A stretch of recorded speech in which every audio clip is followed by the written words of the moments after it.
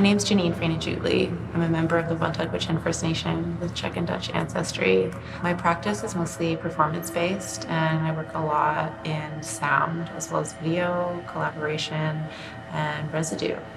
One medium that I was working with for a number of years was actually caribou antler dust.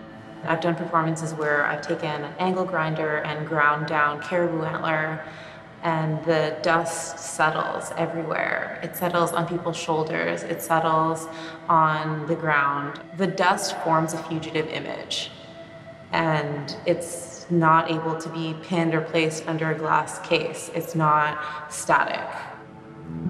There's something really powerful about the messiness of sound. Sound has an ability to do something that no other mediums can, in that it seeps and bleeds and permeates spaces and bodies. Sound is powerful because it has the ability to migrate, and that migration, that bleeding through spaces, also ties or connects to me with the relationship with the porcupine caribou herd.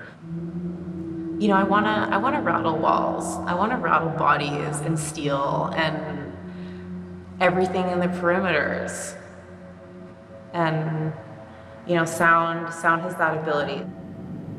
So for me, textile work or sewing is really important to me and my practice, to my communities, and it's something that doesn't always make its way into the gallery space, and that is also really important. Like, some things aren't for viewers in these spaces, and some things are only meant to be seen by community members back home or by the land.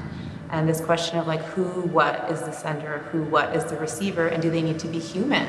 Greening films for trees, or doing performances just for the land. What are the parameters for a performance, and does there need to be a human audience? The piece of emery paper or the piece of steel or the antler dust become the thing that holds the space of that gesture, but the gesture isn't always meant to be seen.